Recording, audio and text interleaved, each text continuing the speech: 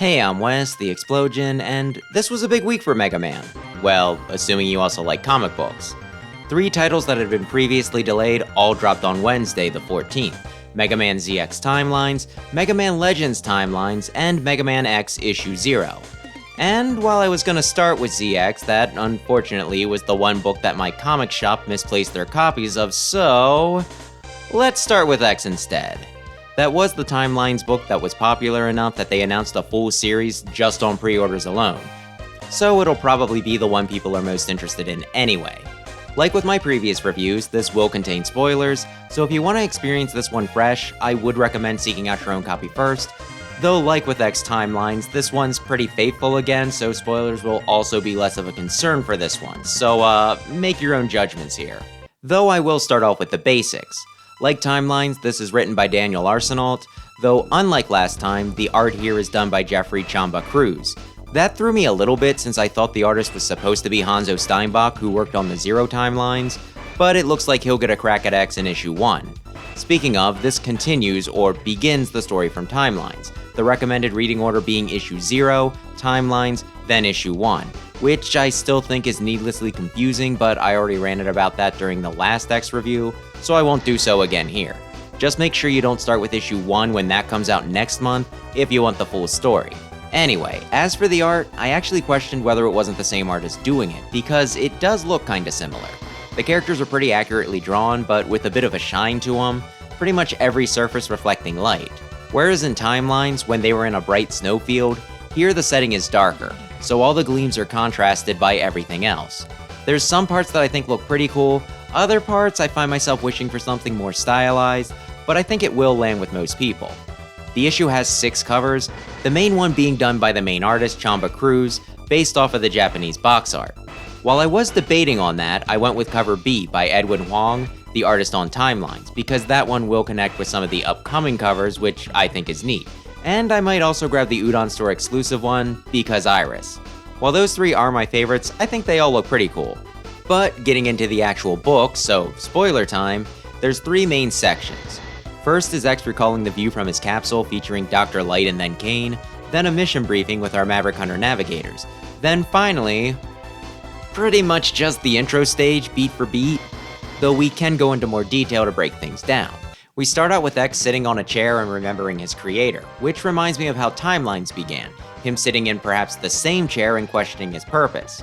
Of course, they were both meant to be a starting point for readers, when a full series was okayed, where that was just happened to change, so I can't fault them for recycling. Plus, they could continue to repeat it in order to build upon and explore X's existential crisis. Light's giving him his normal spiel about X's potential, though he throws in some things about people fearing his capabilities, which I kind of always thought of X as the one Reploid no one ever really feared. He's always been such a good boy. Always. Though this does make me question why humans maybe weren't a little more concerned about him. Or maybe they were, and the lack of humans in the X series just made that hard to get across. But his view then morphs into Dr. Kane having similar thoughts, though seeming more pessimistic and questioning his own role in discovering X, which he probably should. While X is a good boy, a lot of other Reploids were not. It also kind of highlights how Dr. Light's hopes for X were then carried on by Dr. Kane, and how X just kinda has to carry these expectations and come to terms with them. All that's interrupted by an alarm going off, X then heading to the command center to get a sit rep from Minerva and Luna. Worth noting is how Max seems to be in attendance, and maybe I'm just seeing things, but is that the legendary green biker guy who eats shit immediately in X2? I'm sorry, I shouldn't swear in these, but eat shit is the only way to describe this classic move. We're told that X-Commander Sigma is launching an attack on Able City, trying to seize the central highway to give himself a front line.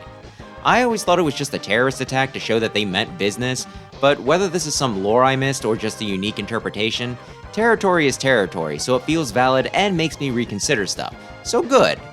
They talk about how some of their own people and mechanoids have been turned Maverick before talking about a rogue unit named Vava? I really had to stare at this one, because unlike Extreme, which was a Japanese game where they forgot to localize a name, this is an American comic where I swear they already called him Vile previously, so why they would call him Vava was perplexing. I do prefer Vava though, since it does sound angry to me, and also it makes things less confusing when distinguishing between him and Dr. Vile. Even if they spell it the German way, it's still pretty much pronounced the same. Anyway, it's mentioned how Vava was imprisoned for bad behavior, but somehow he escaped, was recently spotted in some ride armor, and is suspected of being behind this attack. Oh, and in this section there are monitors with grainy pictures of enemy units on them that somehow remind me of CDI graphics. Maybe that's just me, and while I would have expected them to go with Super Nintendo pixels, this still does make them stand out from the characters physically present in the room, while still seeming somehow nostalgic. It's also mentioned how Vava was previously an SA hunter, which I needed to look up since I thought everything beyond rank A was added later, after X and Zero continually managed to exceed all the original standards. But no, looks like this is accurate, so they managed to fit in a tidbit even I didn't know. Neat. X also whispers Vava's name under his breath, questioning his actions, giving the impression that the two know each other, which does track, both of them were hunters. Everyone in the briefing room is then told to spread out and take on the enemy combatants, with X taking point on the main route through the city. When X questions this, he's told that Zero himself gave the order, which shows just how much faith he has in X. He's also told that they tried to contact Storm Eagle for support, but they couldn't connect to him. Foreshadowing. X then teleports to the scene and it's the highway stage. X takes down all the regular stage enemies while narrating to himself. It does kind of make him seem a little silly, a part of me even thinking that they should have used thought rather than speech bubbles, though while they probably could have just gotten away with several pages of action, I don't think some dialogue here is a bad choice. Plus, maybe X is talking to himself to stay calm and focused. I will make a special note of the Bee-Blader fight, since X mentions how he can't let it get any closer, and it approaching more or less serves as an HP bar in the game. X also frets a bit when the bridge falls, which, yeah, that would be a little unnerving, wouldn't it? We get a side view of X wall kicking back up, the movement matching very closely to the actual sprites from the game. Then he goes back to wrecking baddies, the deer balls, hornets, and drones. We even get some riding on cars. The Death Rogamer then comes into view, which X acknowledges as being Storm Eagle's ship, though since he still seems a little unclear on Eagle's allegiance and timelines, I guess he doesn't connect the dots. Maybe he thinks it was hijacked or Eagle was captured and defeated, which isn't far off. Then Vava hops down in his ride armor and we finally get an explanation for the name. Him saying that Vava was his old name, Vile is now what he chooses to call himself. We also get a pretty clear view of X's teeth, which I don't hate the art here, but I still kinda wish I hadn't seen. Just gonna have to look that one up yourself. X and Vile exchange a few words, X demanding to know what Sigma did to turn him, but Vile saying that he switched sides just so that he could have free reign to cause chaos and violence, which I think was more accurate to his original motivation, as opposed to his hatred of X and Maverick Hunter. Also, he got his ride armor as a reward for joining, which, where can I sign up? The two then fight, X's Buster doing nothing to the armor, but just as Vile starts to taunt him, X hits him in the face with the charge shot, and that does seem to have an effect. This is interesting because while he's totally invincible in the original game, in Maverick Hunter, you can hurt him by attacking him directly, so this is a nice way of referencing both iterations of this first encounter. Also, in Extreme, you can just shoot him. Of course, Vile nails X with that electric attack that binds him, though rather than mocking him further, he seems ready to immediately crush him. Luckily, Zero blasts his arm off with his way cool Buster, just as Vile gets a grip on X. Vile then immediately hopping back into the Death Rogamer and taking off. After watching him go, we then get the abridged version of the exchange at the end of the intro stage, though Zero adds on how he's counting on X's help with the never-ending battles. And while this faith is nice, X seems really troubled by the implication that this isn't ending anytime soon, whereas Zero seems to be enjoying himself a bit too much. As Zero, then X teleport out, we get another shot from a monitor, along with a shadowy reveal of Sigma who's sitting on a throne and smirking as he observes the two. And that's it. To give my really brief take, I actually did quite like this. To give a longer one, I did take issue with timelines for being too faithful in adaptation. Reading that felt exactly like I was playing through Chill Penguin's level, then reading his profile afterwards. Only now it was a comic I paid $5 for just to get some extra Zero fan service. And a lot of these complaints are still present here. It still is, largely, just the intro stage from X1, though there's a few things that make me mind it less here. First off, after reading timelines, I think I tempered my expectations. While I know that ain't exactly a compliment, I really like Classics issue, so I might have set my expectations too high. Plus, I heard several other people praise X Timelines to high heavens. You would have thought it was the greatest comic ever written. And when things are overpraised, I tend to scrutinize the flaws more. This was after I put out my review by the by, so this might not have come across there, though regardless, I might have wound up judging that one more harshly than I would have in a vacuum. I also find it interesting how they seem to be trying to balance things between Original X and Maverick Hunter. I got a comment last time explaining how Udon intended to use the Maverick Hunter redesigns, but Capcom requested that they switch to the originals, so maybe they initially meant to do just an adaptation of the remake, but this one definitely seems to straddle the two. We get Minerva and Luna, Able City rather than Unnamed Highway, and Vile can actually be hurt. But Vile keeps his original motivation, which I do kinda like Asshole Vile over Petty Vile, and I can infer that Dr. Kane is still alive, though they could prove me wrong there. But regardless, I do appreciate how they're utilizing elements of both. Though going back to Vile, them giving him a reason for his name change feels like one of those things that didn't need a backstory, it was just a localization thing. And I normally hate this sort of thing. I actually was hoping that it wouldn't have some sort of unnecessary reason like this, but when he said, "Vava was my slave name, call me Vile," it did make me laugh. It felt so melodramatic. Though maybe it shouldn't, since Reploids are sentient beings that are largely built to serve humans, and me preferring to call him Vava instead of Vile doesn't exactly make me look great. Either way, I shall allow it.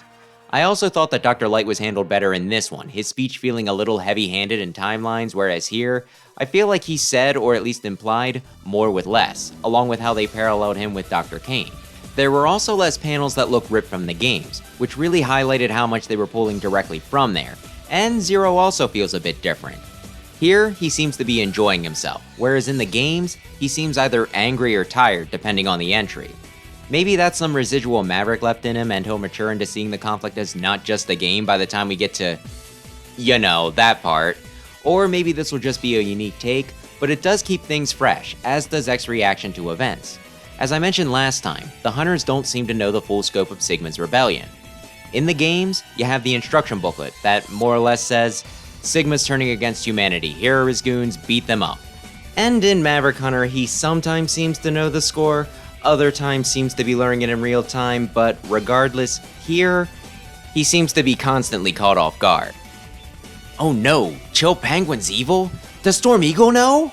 While X is committed or disappointed and angry in the games, with this, you get a feeling for just how devastating some of these betrayals are, and things feel a lot more sudden, which gives this adaptation some uniqueness.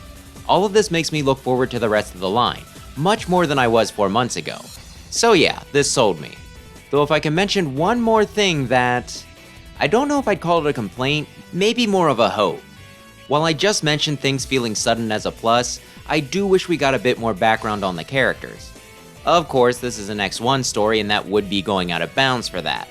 Plus, while we do have Day of Sigma, if they were asked to use Sinest's designs, that might have been off the table too, and some of the events from that don't line up with the original anyway. Though I'm also talking further back than that, before Sigma went off the rails. As much as X gets distressed over all the Hunter defections, it would have more impact if we were actually shown some of these relationships from before things went to hell. Of course, that's the track Archie was taking with the Dawn of X, and I do have a soft spot for those comics, and I think I have heard Arsenal spitball maybe doing some special issues on guys like Storm Eagle down the line, so there is a possibility that we could get something like that at some point. So consider this just the wish list. Some prequel stuff, the fleshing out of some characters, especially those that get immediately killed off, guess who my top pick is, and just some more unique takes that gives this book its own identity. Though all that said, I am feeling optimistic. Just in case this isn't obvious, this is a recommend. While I have some reservations, I think they already topped the previous issue and think there's a fair chance they'll continue to do so. I also hope that the rest of the Timeline comics are able to get some more issues, but I'll save that for their own videos. Hopefully I can do ZX next, though if I don't get it by the time I want the next one up, we might wind up hitting Legends.